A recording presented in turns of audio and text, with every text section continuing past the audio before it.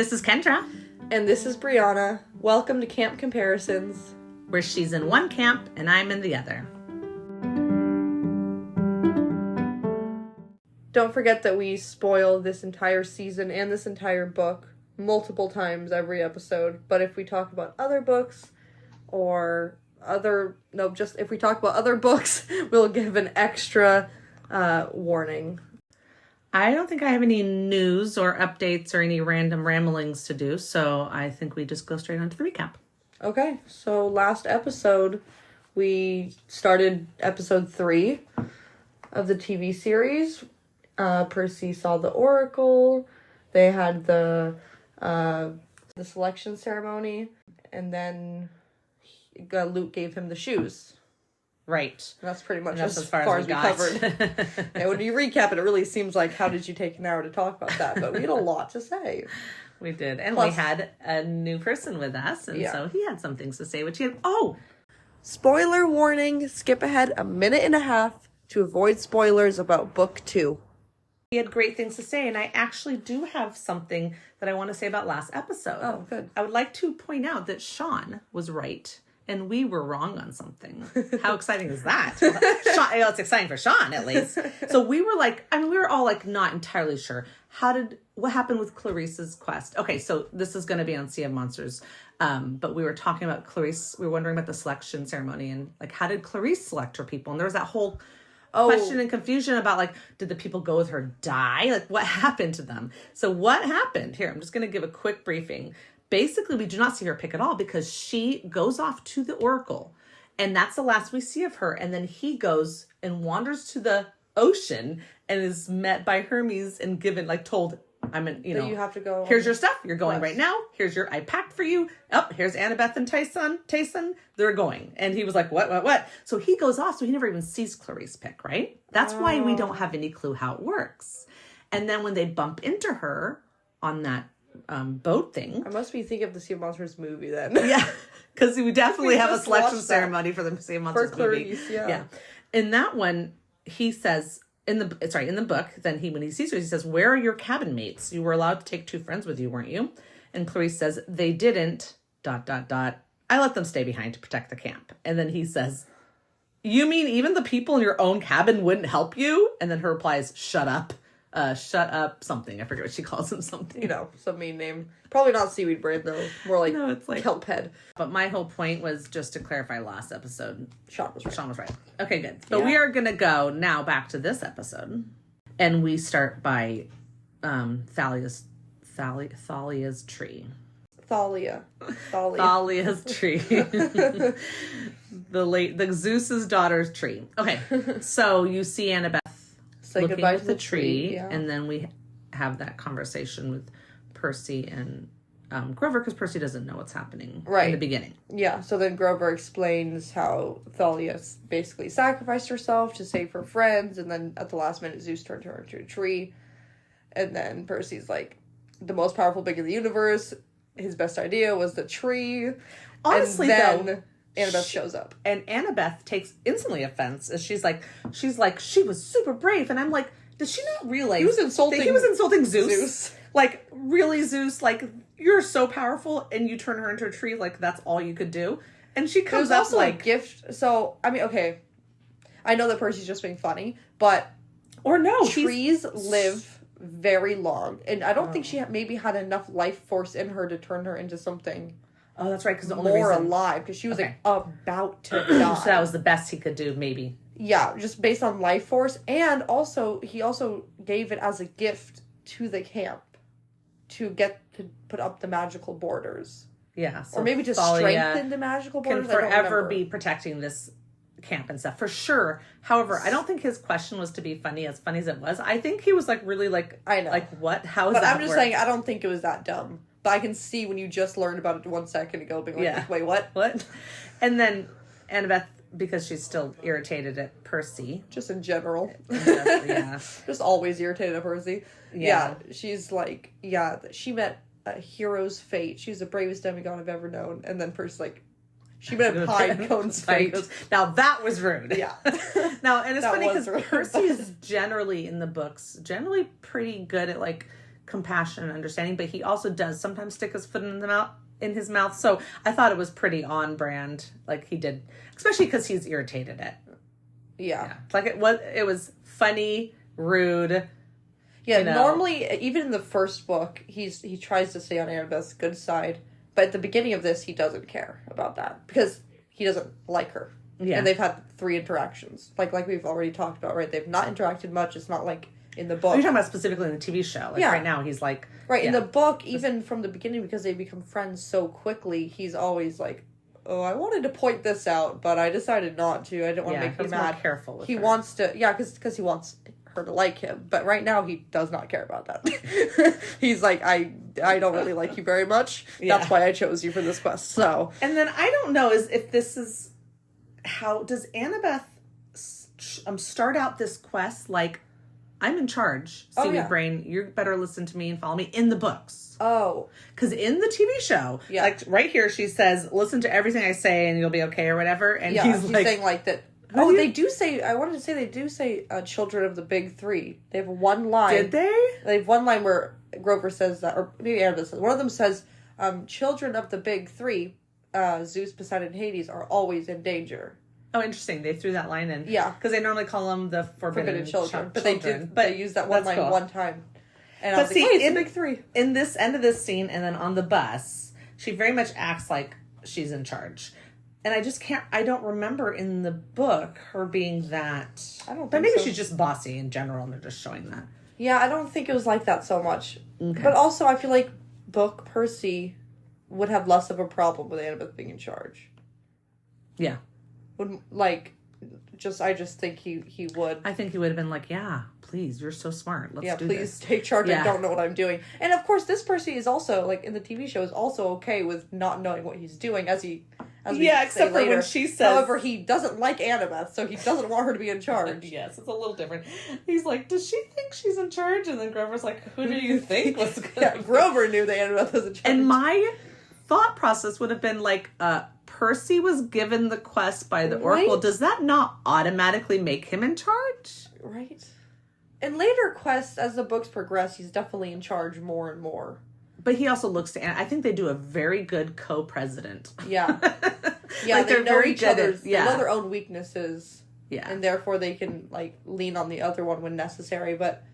Yeah, it's very rare that when they're doing things together, that he's 100% in charge. Like, I feel like she makes a lot of decisions and they work together. Yeah, but he doesn't have a problem with that. No, and she doesn't have a problem with him taking charge either. Yeah. So it's just different. It's different. But right here, I think it makes sense for what they're trying to do. They're trying to show conflict between these two characters. Oh, yeah. And this is a great point of conflict. Yeah. And with a little funniness in there. Here and there. So. Very much so. Yeah.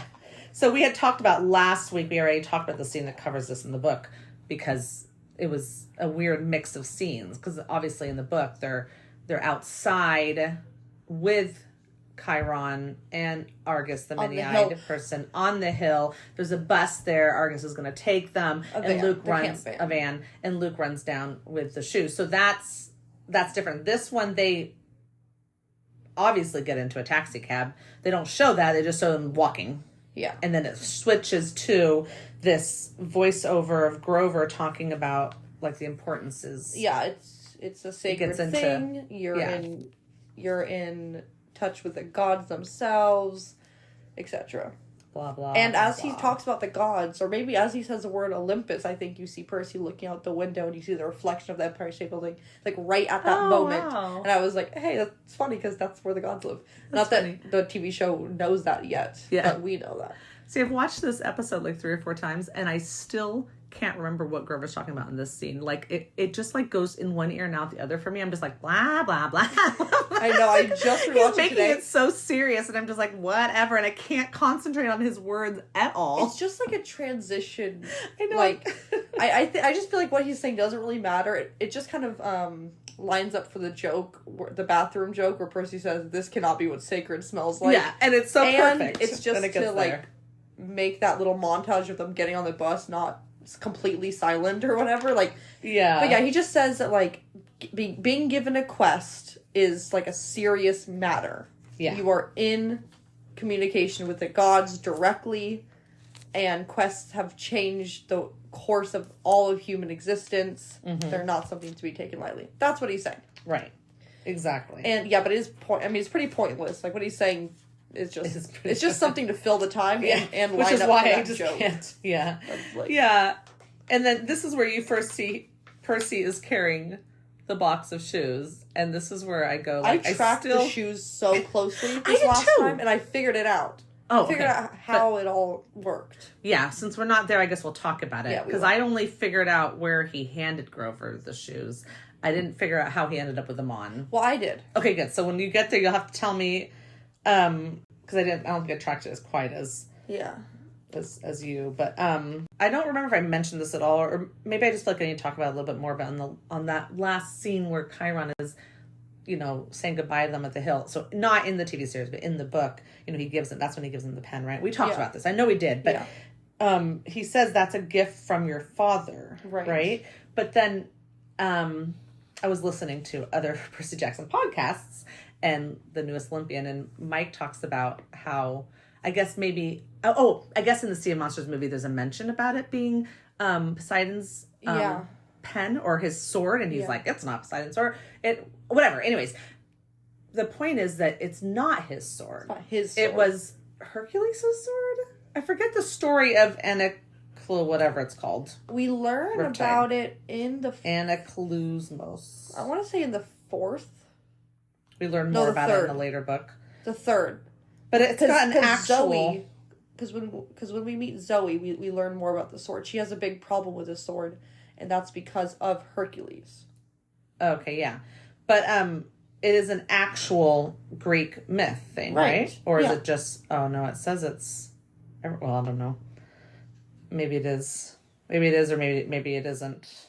Either way, in Percy Jackson universe, we learned that Hercules did have it. Okay. And he did use it. But it's just interesting because he's not Poseidon's kid. He's not Poseidon's kid. So this is a gift from his father, and just because it was so like strongly argued against in this other podcast, I was like, I had to go back and look. I'm like, yeah, but Poseidon did give it to him. So yeah, maybe it wasn't Poseidon's sword, but how did he get it to give it to him? I don't know. Maybe Zeus gave it to Poseidon. After the Hercules thing. Or maybe, it's not unheard of at all for other gods to help other demigods on quests. Right? Like Athena helped Perseus. And so did Hermes. Hermes and Athena both helped Perseus, the original Perseus, on his journey to slay Medusa. Pretty sure it was Athena. It was definitely Hermes. Right, so they might just be helping each other. Here's something. It says the riptide draws its power from the ocean, which is why it works so well for the children. It's called a riptide. Yeah. So somehow it ended up in Poseidon's... might have just been helping Hercules on... Hercules was like a favorite hero of like many gods. So it's not that surprising. Yeah. Okay. Because he just said it some time ago. He gave it to him. He didn't know what... He was supposed to give it to someone. He didn't know who until Percy showed up, and he's like, oh yeah, you're the one I give it to. Yeah. Okay. That was just a little side note because I was... Yeah, but it's definitely not Poseidon's sword, although if it draws its power from the ocean... Who knows? We don't have the exact details on that. In his castle or something. And we don't actually know right now whether it's out of the Percy Jackson universe and is it an actual Greek myth or not. So that would be... I don't know. That's interesting because all I found when I just did a really quick Google search right there was all Percy Jackson. So I'm like, I don't know. Yeah. Unless it's just the top Google searches. Okay. Yeah. So fine. So we can get out of that scene then.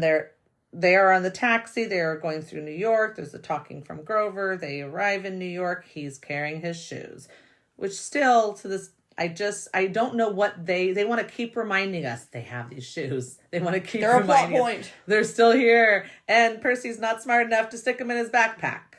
Well, maybe his backpack's full. It's a big shoebox. He just takes the shoes out and sticks them in the backpack. Well, shoes also take up a lot of room in luggage. Okay, well, lazy Kendra would not be carrying a box of shoes that I can't even wear. So then... I know. It does seem silly. Although he doesn't know he can't wear them until they're on the bus. Then he should have just put them on. He should have had them on. That's a great point. Yeah. I don't know. It is confusing. It just makes more sense in the book. Yeah. But I did want to say one more thing about the hill. It's specifically about the landscape of the hill. Okay. because I feel like in this scene of the hill and the tree look a lot different than last time we saw the hill in episode 1. Like when they're running away from the monster. Yep, it looks really different. I think they had a different. They must not have had their camp yet set up, or that tree, or whatever. Yeah, which is whatever. Like, if you try to track Harry Potter movie, like the landscape of Hogwarts, they've changed it. Yeah. Like walking from the castle to Hagrid's changes like 3 times a movie. I swear. So like, I don't have a problem with it. It's just that it doesn't. It just seemed like on such a flat area. It's supposed to be on the top of Half-Blood Hill, which is a hill on both sides. Like you walk down the hill on one side, you reach the street in the mortal world. You walk down the hill on the other side and you're in the camp. It's like on a hill. Oh, is that really how it is? Definitely. Amazing. Because they talk about standing at the top of the hill and looking down at camp and then turning around and walking down the hill to the street. It's like, they call it Half-Blood Hill. It's the pine tree at the top of Half-Blood Hill. So in the first episode, when they're walking towards it, you know, Grover is limping, Percy's holding him, and they're walking up towards the tree. Mm-hmm. It's like, it's a hill. You know, and then he passes out and you can't see the other side of the hill, so whatever. But now here, it's like a barren, it's just beautiful grass and a single tree. And I'm like, and it's not even really a hill, it's like a slow slope. And I was like, okay, well, this is different and not really Half-Blood Hill, but okay. And I guess really in the, you know, whole scheme of things, whether it's a hill or not, I just want to know what the next time we see the hill, what's it going to look like. We'll have to look. That's what I want to know. I'm like, are they going to try to keep it be consistent, the same, or is it just be a different hill every time? I guess we'll see. A different not hill. Yeah, right. Okay. Well, there's that great scene where he says he's talking about the quest, and then suddenly it's this like almost like biker looking dude. You know, you hear his toilet flush or in the bus, and like his butt's right there. I mean, Percy's covered face. butt. In Percy's face, and he's like, "This is not what sacred smells like," or "There's no way this is what sacred smells like." Yeah, and then Annabeth's like, yeah, exactly. This is not a vacation. This is not a vacation. Yeah, so silly. So funny. But again, I'm glad to have those little side things. So we miss here the whole the whole book section. Okay, we missed a couple things here. There is a what's it called? Van drive to New York, right? He takes them right to the bus stop. Yep. In that drive, Annabeth tells Percy why she doesn't like him. Yeah. And just thought, you know, anybody who's listening, who's maybe only listened to the TV series or hasn't read the book in a long time, wants to be reminded as why she doesn't like him. I thought I'd tell you. He says, "Remind me again, why do you hate me so much?" And she says, "I don't hate you." And then he said, "Could have fooled me." And then she says, "Look, we're just not supposed to get along, okay? Our parents are rivals." And he asks why. And she says, "How many reasons do you want? One time my mom caught Poseidon with his girlfriend in Athena's temple, which is hugely disrespectful, which is a total, what's it called? Like when you give something ahead of time." Oh, sorry. Not a spoiler. It's a foreshadowing. Foreshadowing of the fact that they are going to bump into Medusa. Yeah. And then another time, Athena and Poseidon competed to be the patron god for the city of Athens. We can tell who won just by the name of the city. Yeah. Your dad created some stupid saltwater spring for his gift. My mom created the olive tree. The people saw that her gift was better, so they named the city after her. And then he replies, "They must really like olives." And then she says, "Oh, forget it." And then he says, "Now, if she'd invented pizza, that I could understand." I just love Percy so much. Anyway, so that was her explanation as to why she doesn't like him. And that was Percy's response, which definitely shows you why she still doesn't like him. Like, no understanding or compassion at all. See, that sounds just like she met a Pinecone's fate. I know, like, it's really kind of that does. vibe. Except for that was meaner, because that was about her half-dead friend, but Yeah. it's fine. We also miss on this bus ride. No, not on the bus ride. After they drop him off, I think, at the bus station. Yeah. They drop off the bus station. He sees a sign that says, "Have you seen this boy?" And it's got his face. So he like pulls it down and hides it. Right. That's like we're starting to get more of that. Like the little authorities side are after thing. him this They're entire looking for trip, him, which does not really come up. No, not in the TV series. There's just that one scene with Ares. Yeah. Yeah. So then Grover notices he's looking over to where his apartment is, where his mom would be. And he notices. And he says, "You want to know why she married him, Percy?" And then Percy says, "Were you reading my mind or something?" And he says, "No, just your emotions." So this is where we learn that Grover can read emotions. He says, "Guess I forgot to tell you, satyrs can do that."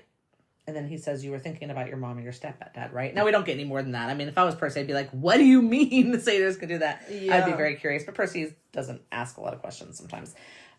So this is where Grover tells him that Gabe is smelly, but like to the point, like you call him smelly, but you have no idea. The guy has this aura.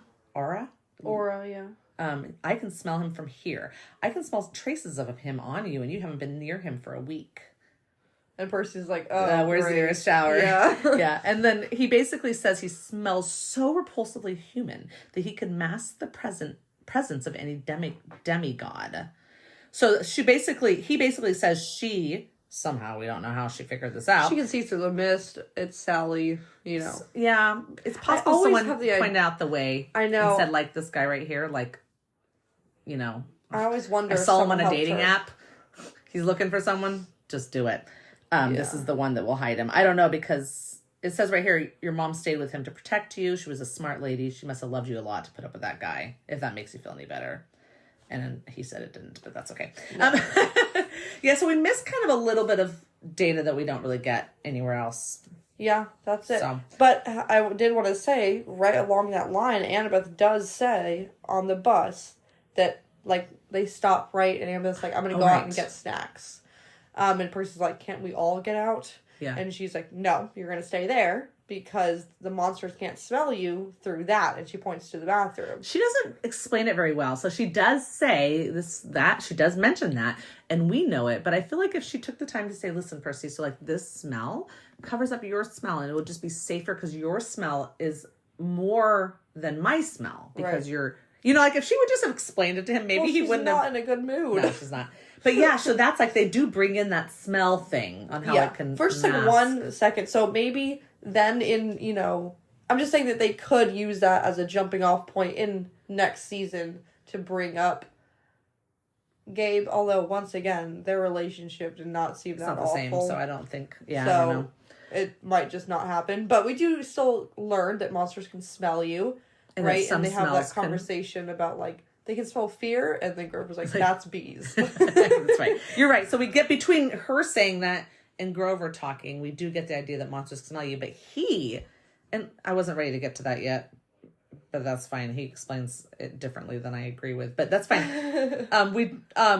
They go directly on the bus. We do miss your favorite scene in the book. Not your favorite scene in the book, but do you want to bring that up at the bus station? Oh, I was just saying, like, when they were playing hacky sack, Annabeth and Percy, again, friends. Like, that's much more of a friendly thing that they ever get to at this part of the book. That, yeah. Let's just, again, they haven't interacted enough. Yeah. But we'll get to more stuff like that. But they're playing hacky sack with an apple, and it gets too close to Grover's mouth, and he just swallows the entire apple whole. And then he's, like, super embarrassed, and they all just laugh. And so that would have been so cute to see, but we don't have the same Grover eating just everything weird goat abilities. Yeah. We don't have that here. We get him like the fact that he can even open his mouth to swallow an entire apple. It's like a very goat thing that would have taken some, like, CGI work. Yeah, I know. But still, the fun of waiting and playing hacky sack would have been fun. But it's possible those kids don't know how to play hacky sack, because I'm telling you, the time these books came out, hacky sack was very popular and kids practice a lot, and they don't do it anymore. So no, and also even hacky sacks themselves can be hard to play with. And an apple, I feel like, would be even harder. Ow, be pretty good. Ankles, right? Anyways, elbows. Yeah. So then also when the bus comes, Grover smells something in the book. Grover smells monsters in the book. And you know that all the time, and you don't get that in the TV series. Yeah. So he smells something, and that's because they're somewhere around, because they get on after, they come on the bus after the kids do in the book. Yep. So, yeah. And all 3 Furies are there in the book, or still only 2? So it's all 3 Furies. That's what I thought. Yeah. So okay, I was like, I swear it was all 3 of them in the book. Yeah. So before we get to the Furies, in the TV series, we have that whole argument, right? Yeah. So and then we have the consensus. Percy's like, I think we should vote, right? And they're just like, there's no voting. Okay, can we vote on whether or not we vote? I loved his whole. I also loved his so sad sentence at the end, like, our voting system is broken. It was so cute. I know that was so hard too. Cute. I loved it. Even right before that, when she's like, so chips and soda are okay? And they're just like, whatever. Yeah, no, well, Grover's like, yes, please. And he's like, whatever. Like, he's just like, so I can't do this anymore. Like, and her faces are also really good, because her face when he says whatever is like, I can't do it because it's a podcast and you can't see my face. But she makes his face kind of like, okay. I don't know. It was kind of interesting. Glad we worked this out. I'm going to go now. The main difference between the bus scene... Well, so in the bus scene here, they stopped at a gas station and that whole fight happens. In the book, the fight happens while they're driving, and it's a very dangerous fight, and there's a whole thing that happens on that. But I have a why question. Why did we have that whole candy scene? Okay, are we just showing that Annabeth has not been in a gas station since before she was 7 years old, and it's been so long, and she just... Or is it showing how young of a kid she actually is, despite the fact she's so smart? Yeah, I think that one, the second one you said. Like, oh my gosh, there's so many candy, I can't think I'm going to buy it all. Yeah. I that's what I got, but I also got something else. Oh, I wrote down the entire consensus song, just in case. In case we wanted to sing it, I don't think we'll do that. No, not in case we wanted to sing it, but just in case there was any questions about how it went. No. Anyways. Oh, golly. So, they were doing, like, a voiceover while this was happening. So I think this is because Grover's good talking way, to Percy. while she's picking the candy, while all this is happening, Grover's talking to Percy. And I think that a way... Like, you know, in the book, we just get a lot of information, and Rick knows how to do it in a way that makes it not boring. But in a TV show, when you spend, especially when you're trying to hold the kids' attention, and you spend too long with two characters just looking at each other talking, right, and that's all you see, you lose everybody's... Yeah, and there's so much world building, and you're just like, oh my god, like, it definitely, some people do not like that. So I think that maybe they put more into the scene than was strictly necessary, so that we could get all of what Grover's saying while we're watching Annabeth decide over candy. You know, you get the information, you hold the kids' attention. Like, I think that was a big part of it too. And I think it's a really smart way to do it. I like it. It's entertaining, and you get whatever, you get the whole thing about how monsters can smell you and whatever else they talk about. Yeah, sure. I don't know. I thought the candy scene was weird, but it's fine. So, I mean, I guess it's fine. It's totally fine. So, but I still think they're showing that she's a kid. It's... she is standing there, and the Fury walks by. Right. The amount of times I want to say furry instead of fury is driving me crazy. The Fury walks by, and she senses her, and she turns and looks, which to me takes away... It's like she's taking Grover's feelings. Like, because in the book, Grover would have sensed that. I know, but they also, in the book, they constantly, like, disregard Grover. He's always like, oh, I smell monsters, and they're like, it's probably fine. I know, they don't even listen to he's him. always right. I know. It's ridiculous. But, so that was something. So she doesn't see, that's not Mrs. Dodds. She sees another Fury. Yeah. I don't remember this one's name. Yeah. I know that Electo is Mrs. Dodds. Yeah. And then the other one is another A name, but I cannot remember. Yeah, and then one flies into the bus. So we don't know if those are the three. It's possible one was outside in the gas station. And because the one that flew in the bus, well, we don't know if it's the same one or not, because she's already changed to her monster form. I think it is. I really think it was You think it was just two? Mm-hmm. Okay, well, I kind of think that was supposed to be three. Okay, well. But I don't know. Because I really looked at the face of the one that flew in, and I was like, you think they're going to cast someone else for just that? Oh, I think they just cast two. You're right. You're probably right. Okay. That's all. Well, anyways. Like, if they're going to show all three, they might as well really show their faces. If they're going to be in magic form, then might as well just be the same one. I don't know. Yeah. Yeah, so in that talking of Grover, I just want to bring up, like, he's talking about, like, how monsters sense you, and he's saying they sense you differently. Like, not like they smell your fear. It's like, they sense your inadequacy, your need for glory, your shame, and I'm like, that's not how the monsters sense you. That's not. It's not. I refuse to believe it. Grover was just wrong. I don't know, we never really get a more in-depth description. But what do they smell exactly? Okay, but then how is Gabe's... Maybe that's why they're not... Maybe they've changed how the monsters sense you, and that's why the whole smell like Gabe thing doesn't come up in the TV series. Anna still says they can't smell you through that. See? Like, it's what? Still the sense of smell. It's just that... They smell your inadequacy? Sure, that might have a scent to a monster. But he's saying that whatever your biggest weakness is, that's what they're smelling. So it doesn't have to be fear. Because, like, what if you're not afraid? Yeah. Then how can they... Like, you know, if you don't know a monster's there, you're probably not afraid of them, are you? So what are they smelling? So it's not your fear. It's like you're maybe they're smelling your fatal flaw. Something that only demigods have is a fatal flaw, because they live dramatic lives. Okay. And that's what the monster's concerned. Listen, my problem is just this. It's new added stuff that's not in the book, and then they don't tell the stuff that's in the book, and you're talking anyways. You might as well stick to the stuff in the book and not make up some other crazy way the monsters... What do you want to hear? Hear? Yeah. Maybe about why Sally married Gabe. That would be a good point. They did just talk about the bathroom. Yeah. So anyways, that is my complaint. Otherwise, fine. It's fine. It kind of makes sense that monsters could be able to do that. Yeah. Do you want to talk about this next scene with Annabeth talking to Electo? Yeah. I just thought it was too long. And I felt like having Electo just talk to a blank space got weird pretty quick. I just wish they kept the conversation shorter.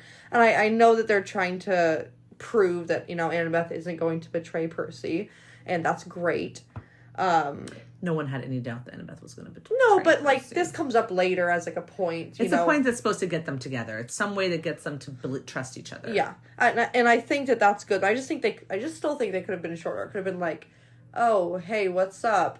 Turn in your friend to me, and I will make sure you're rewarded. No, okay, bye. I'm going to kill you now. Okay. Better written than that, but it could have. You mean you don't think that would work for a... I just think it could have been shorter. Okay. Although I did find it very interesting when Electo said that maybe the most formidable demigod alive about Annabeth. And I was like... Again, why are we doing this to Annabeth?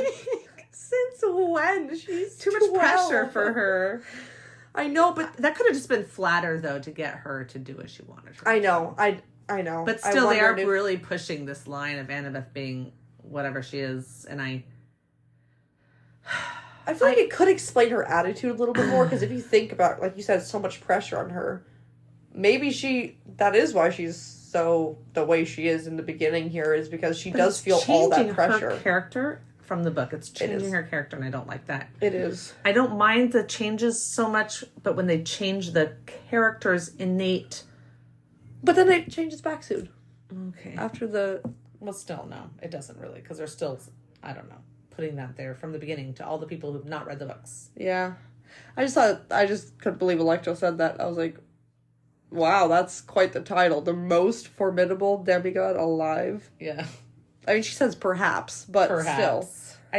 I would like to just say she's trying to flatter her. That's what I want to say. But this is after Annabeth already said no, isn't it? Well, she was still working on it, and then the guy sits down, and she's Where like, Annabeth "Well, was sitting, yeah, she's not there anymore. Yeah. Either that, or she just got smushed." No. So then we get into the Furies fight, and the biggest difference here. Well, there's so many differences here. I mean, the fight in the book is so different. He puts on the invisibility cap, because that's our new name for it, and goes up, and he's supposed to get out of there, but then he's like, yeah, no, I'm not leaving my friends, because we know Percy. He's never gonna leave. He's like Harry Potter. Yeah. And so they told him, he told him, you leave, because they don't want us, they want you. Oh, and this is when you hear them saying, where is it? Yeah. And it's all three of them. Yeah. And they're shrieking, where is it? But they do look like they're gonna hurt his friends, and he's like, yeah, not gonna happen. And Grover and Annabeth think that they mean Percy. Well, no. But then later they're thinking about it. Yeah. They start figuring it out. Yeah, but in that moment they were just they're under pressure, and they're like, he's not here. I don't know, whatever.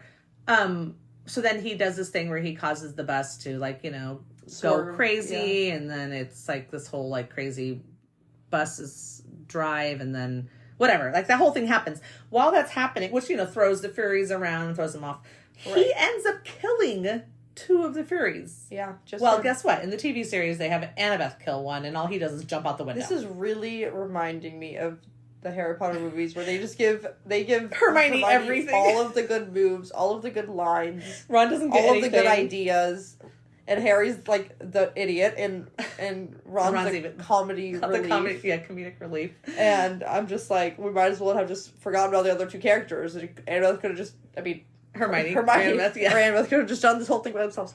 Yeah, I don't appreciate that.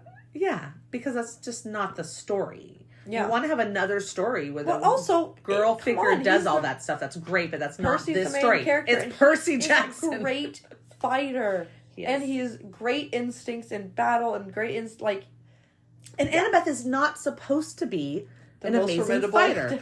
She is super smart, very strategic. She can think things through. She can figure things out. She also fights way different than Percy. It's hard to compare them because she fights with a dagger, which we do see that she does have a dagger. But their fighting styles are just really different. Yeah. So it's like hard to compare them. But she does it, more strategically, which is what she had to learn, but with fighting with the dagger. But see, they're going to have to eventually move this into where when these two work together really well, and they're very like we were talking about, they're like co-presidents of they work together so well. It's because she's super smart and he's really good at, he can be kind of reckless sometimes, but he's really good at the fighting parts of things. Yeah, he always says that he did something really dumb and really brave. Which is the whole story. Yeah, that's Percy every day. Yeah. So they have that great, what's it called? They're compatible in that way, right? Yeah. But now what are they going to be? Just two really good warriors? It's that's why I don't like them changing her. Changing her. That's all. The end.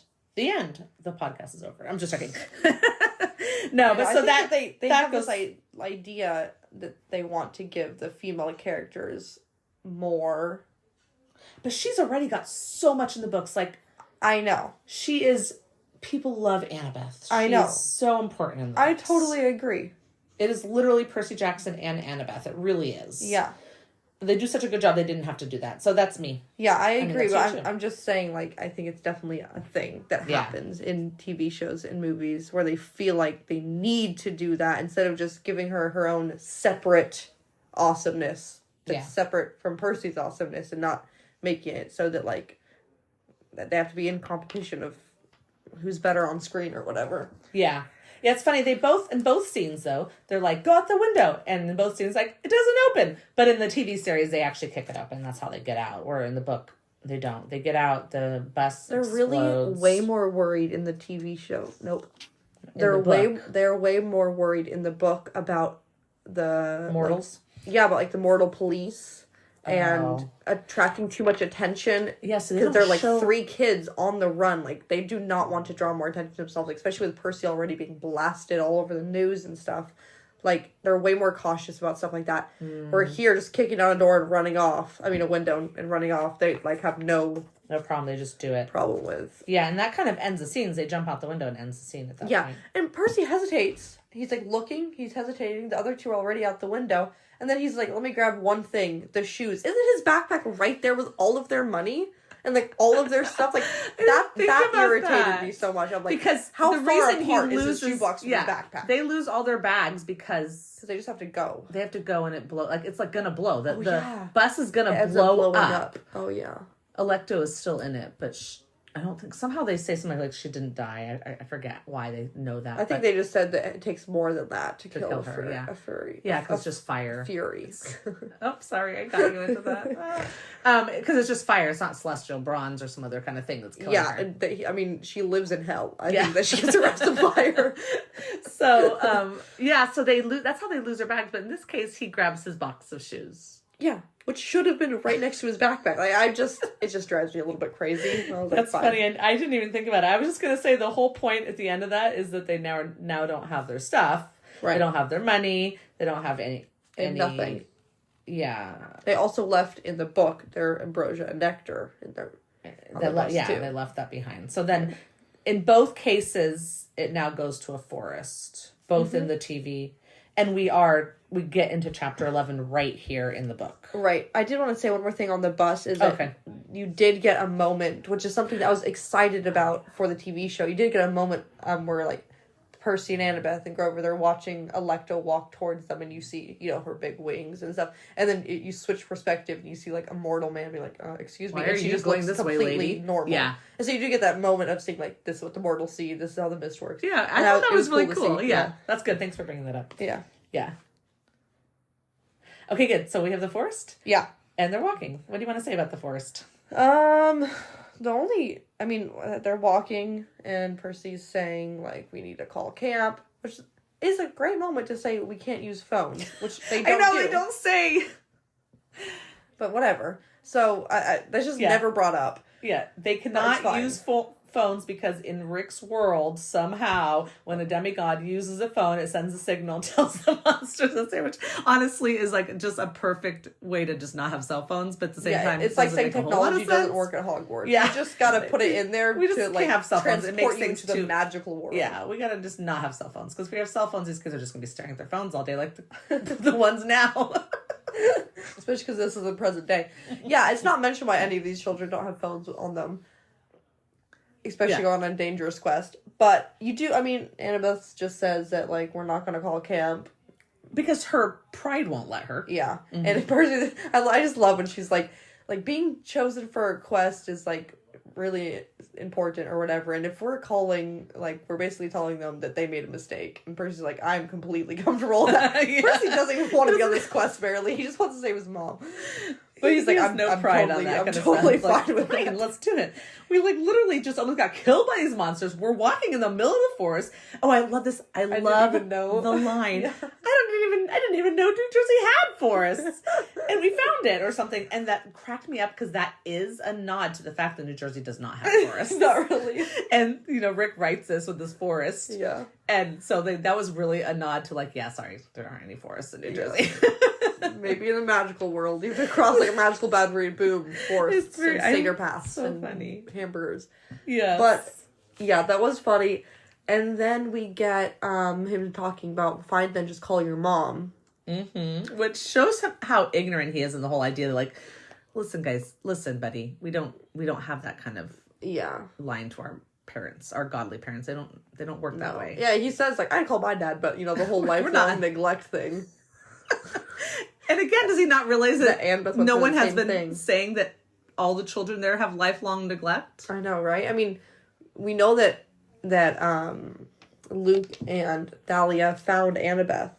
Well, like they were on the run together and they just found Annabeth. Mm-hmm.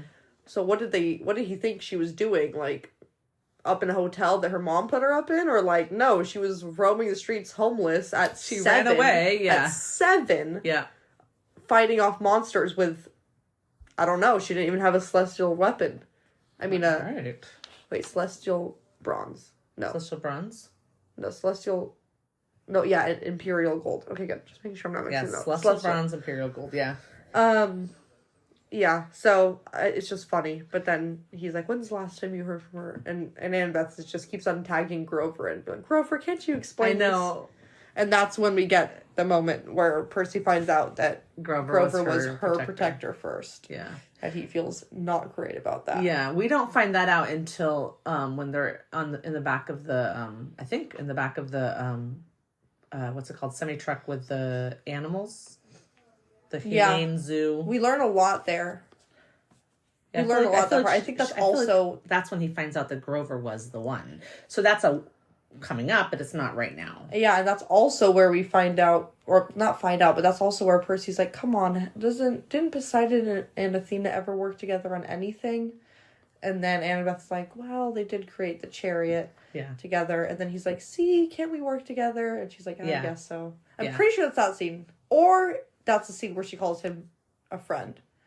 But I remember something important with their relationship happening. They have a good conversation in the book on that, which we don't get. Area, we're way ahead there. But in the book here, when they're walking, they also have a decentish conversation, which they don't have at all in the TV series. There's no love in that. In the woods? Oh, that's after Medusa's. No, that's after. Yeah, we missed that too. But no, on this one, he's like, so you haven't left Camp Half-Blood since you were 7? And she said, no, only short field trips.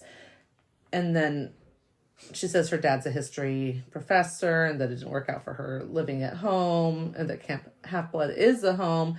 But she says, at camp you train and train. And that's all cool and everything. But the real world is where the monsters are. That's where you learn whether you're any good or not. So this is where we get, like, she's trying to prove, like, she's trying to, like, see how good is she. Yeah. Like, she does want glory in a way, but she wants to know for herself if she is good. Yeah. She's a good hero. Well, listen, this next couple lines goes to show you that how they're presenting her is not how it is in the books. Yeah. So it says, after she says that, you learn whether you're good or not.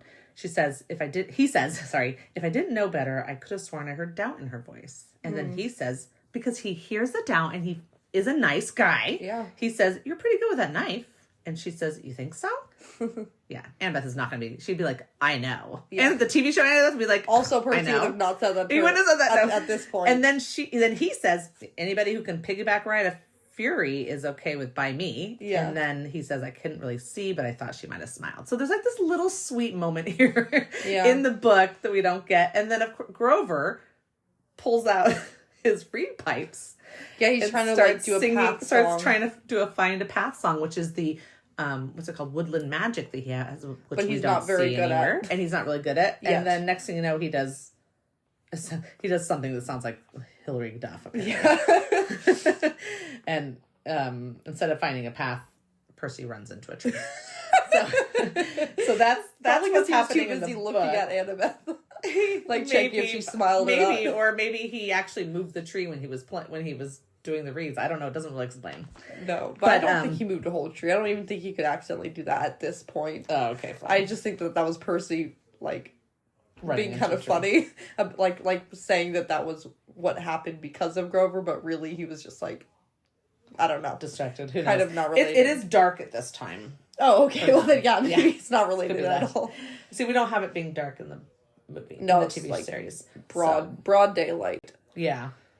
And then the last thing I don't really like noted, that conversation. I don't know. Maybe I see again. they're fighting here. Fighting, the last thing that I have noted for this scene before they start walking to Medusa's, which we won't get into today, Annabeth is saying, like, what are you afraid of? You're not just a kid. Just a kid doesn't do this, and just a kid doesn't do that. And it just reminded me of, like, I'm just Harry. It's just so much. I don't know why it just reminded me of that so much.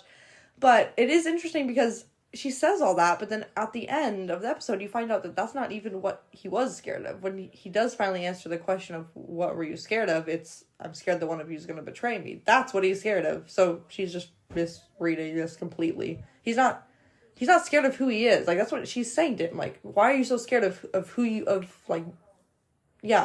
are? Like, you're not just a kid.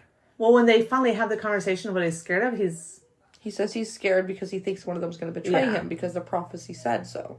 But I don't think she's wrong in the case of this Percy here, is also not fully embracing the fact that he is a hero. Yeah.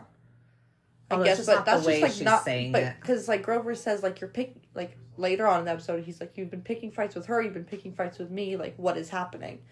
What's happening is that he's scared they're going to betray him. Like, that's so she's what's not happening. Totally right on what's actually going on in his head. Yeah, I get it. I just thought that was interesting because I thought that later that would get resolved. It's like, yeah, he is scared of being a hero, but that's not even what it was. But whatever, it was just an interesting thing. Yeah.